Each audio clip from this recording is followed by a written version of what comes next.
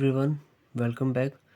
आज हम class 10th के चैप्टर 2 पॉलिनोमियल के बारे में बात करेंगे। फर्स्ट चैप्टर में हमने रियल नंबर्स के बारे में पढ़ा था, जहाँ पर हमने इरेशनल रेशनल नंबर्स के बारे में देखा, डेसिमल को फ्रैक्शन में कन्वर्ट करना और रूट वाले नंबर्स को इरेशनल प्रूफ करने के बारे में हमने देखा था। आज सेकेंड चैप्टर में हम पॉलिनोमियल के बारे में देखेंगे। तो सबसे फर्स्ट क्वेश्चन यही है कि पॉलिनोमियल क्या है, पॉलिनोमियल किसे कहते हैं। तो किसी कांस्टेंट और वेरिएबल के बीच में जो रिलेशन होता है, उसी रिलेशन के एक्सप्रेशन को ही हम पॉलिनोमियल कहते हैं। An expression of the form P X is equal to a0 plus a1x plus a2x square plus a3x³ plus dash dash dash an(x⁴n), जहाँ पर एक कांस्टेंट और एक वेरिएबल के बीच का रिलेशन, कांस्टेंट वेरिएबल के बीच का रिलेशन, इसे एक्सप्रेशनों को हम कहते हैं पॉलिनोमियल। ठीक है, समझ में आ गया? इसे हम कहते हैं पॉलिनोमियल। अब यहाँ पर एक चीज़ आती है, डिग्री। डिग्री किसे कहते हैं? डिग्री मीन्स होता है कि जो पॉलिनोमियल दी गई है, जो भी पॉलिनोमियल दी गई है, उसमें वेरिएबल का ग्रेटेस्ट पावर जो भी होगा, वो ग्रेटेस्ट पावर ही डिग्री कहलाएगा। जैसे अगर कोई पॉलिनोमियल दी गई है 2x + 6 या फिर दी गई है 4x² - 3, ठीक है, तो वेरिएबल का जो मैक्सिमम पावर है, यही मैक्सिमम पावर कहलाएगा डिग्री। वेरिएबल का जो मैक्सिमम पावर है, वही मैक्सिमम पावर कहलाएगा डिग्री। ठीक है, समझ गए? चलिए, अब पॉलिनोमियल्स के कुछ टाइप्स हैं, उन टाइप्स के बारे में हम बात करते हैं। इसमें फर्स्ट टाइप आता है linear polynomial.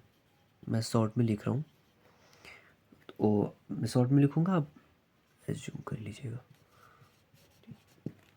Linear polynomial means कोई भी एक ऐसा पॉलिनोमियल जिसमें डिग्री 1 हो। कोई भी एक ऐसा पॉलिनोमियल जिसमें डिग्री 1 हो, जैसे 4x + 7, यहाँ पर डिग्री 1 है, या फिर 12x + 13, यहाँ भी डिग्री 1 है। तो कोई भी एक ऐसा पॉलिनोमियल जहाँ पे डिग्री 1 हो, वो पॉलिनोमियल लीनियर कहलाता है। लीनियर मीन्स होता है ये लाइन मीन्स एक, तो डिग्री 1 हो। सेकंड होता है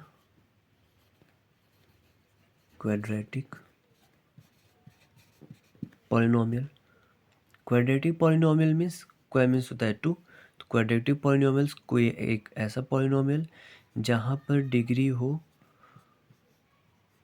2, x⁴ है ना, ग्रेटेस्ट है 2, या फिर हो सकता है कि 2 ही टर्म ना हो, ज़्यादा टर्म भी हो सकते हैं, जैसे कि 7x³ plus 2x² minus 10x plus 15, ऐसा। तो भी हम यहाँ पर सिर्फ x का ग्रेटेस्ट पावर देखेंगे कि कहाँ पर है। x का ग्रेटेस्ट पावर 3, तो इस पॉलिनोम 3 है, सॉरी क्वाड्रेटिक बता रहे ना, क्वाड्रेटिक मीन्स 2। जैसे ये 2x² माइनस 10x प्लस 15, तो x का मैक्सिमम पावर है 2, यही डिग्री है, तो जिसका डिग्री 2 होगा वो होगा quadratic. Third one cubic polynomial. Cubic means 3। कोई भी एक ऐसा पॉलिनोमियल जहाँ पर degree 3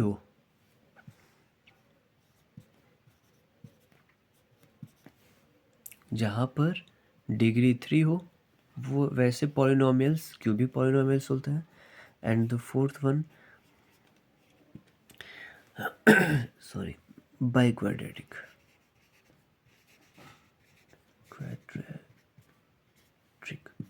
polynomial. Biquadratic, by means 2, quadratic means भी ऑल्सो 2, 2 and 2 4। तो कोई एक ऐसा पॉलिनोमियल जहाँ पर डिग्री 4 हो, for example 9x⁴ minus 3x³ minus 5। तो x का जो मैक्सिमम पावर 4 है ना, डिग्री 4 है, तो ये पॉलिनोमियल बाइक्वाड्रेटिक पॉलिनोमियल कहलाएगा। ठीक है, समझ में आ गया? 4 टाइप्स है, linear, quadratic, cubic and quadratic. Linear में डिग्री 1 होता है, क्वाड्रेटिक में 2 होता है, क्यूबिक में 3 होता है एंड बाई क्वाड्रेटिक में डिग्री 4 होती है। ठीक है, यहाँ तक आप लोग समझ में आ गया। अब इसके बाद आगे हम बात करते हैं। अब यहाँ पर हम पॉलिनोमियल से रिलेटेड कुछ टर्म्स को देख लेंगे। स्पेशली 2 टर्म्स हैं जहाँ पे कन्फ्यूजन ज़्यादा होता है, इसलिए पहले उन दोनों को देख लेते हैं। एक टर्म है value of polynomial. Value of polynomial, value of polynomial means होता है कि जैसे कोई पॉलिनोमियल दी गई है, सपोज एक पॉलिनोमियल px दी गई है 2x - 4। तो यहाँ पर हम x की वैल्यू अपने से या फिर क्वेश्चन के अकॉर्डिंग हम x की वैल्यू कुछ भी रख सकते हैं। सपोज x की वैल्यू हमने 0 रखा, तो 2 × 0 - 4, x की जगह 0 रखा है, 2 0 0 एंड -4 = -4। ठीक है, या फिर p की जगह हमने 1 रखा, तो हुआ 2 × 1 - 4 = -2।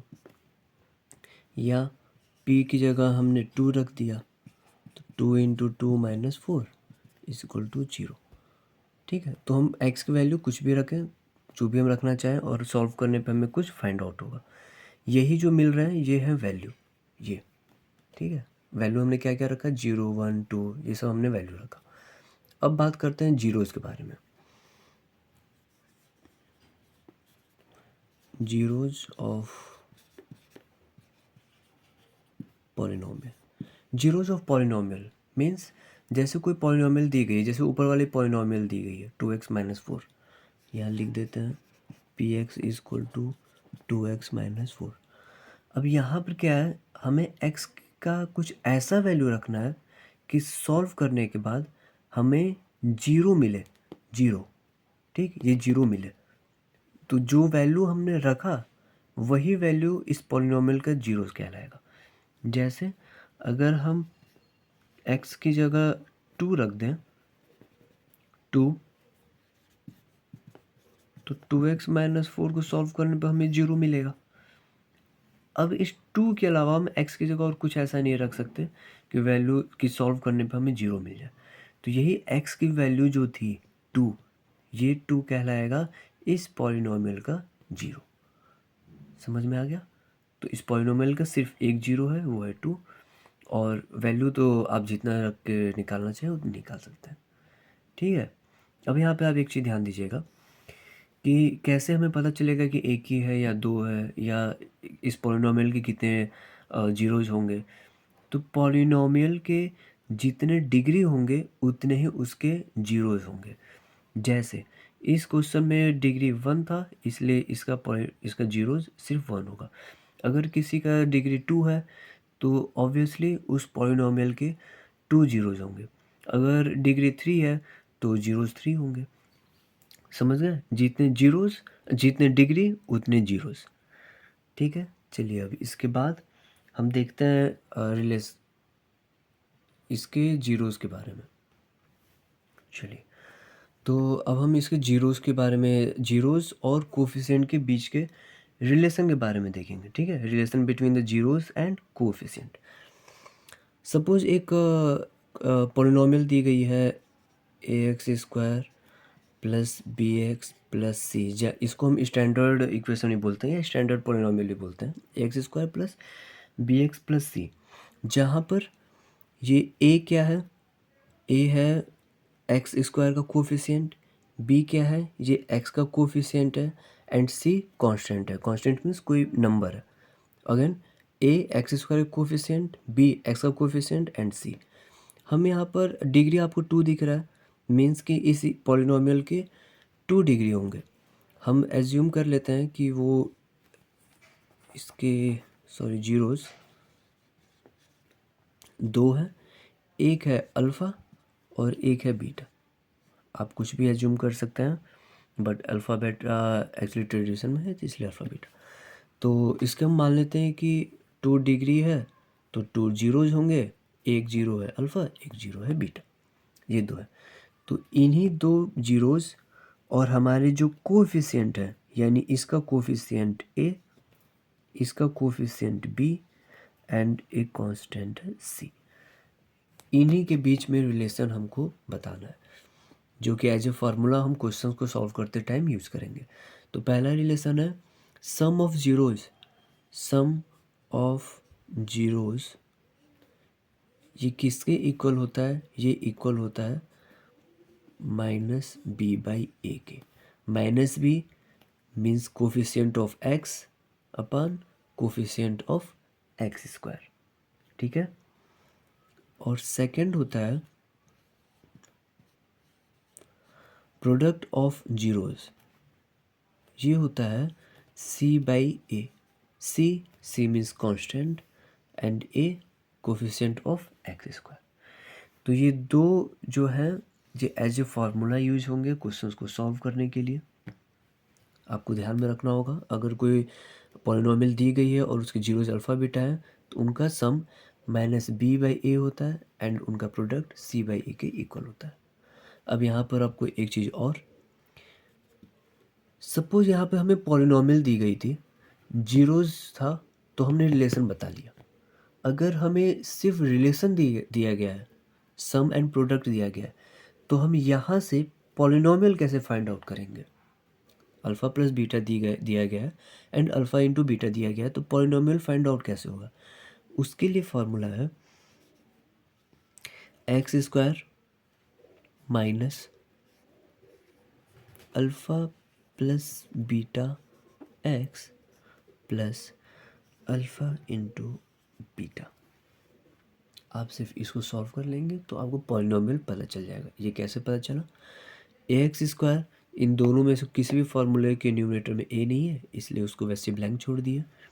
बी एक्स होता है ना, A X square plus B X B होता है, तो बी वाला फार्मूला अल्फ़ा प्लस बीटा था सो हमने अल्फ़ा प्लस बीटा रखा, जो कि नेगेटिव रहता है इसलिए नेगेटिव लगाया था। एंड प्लस सी होता है, सी वाले फार्मूला तो प्रोडक्ट का ही था तो हमने प्रोडक्ट रखा।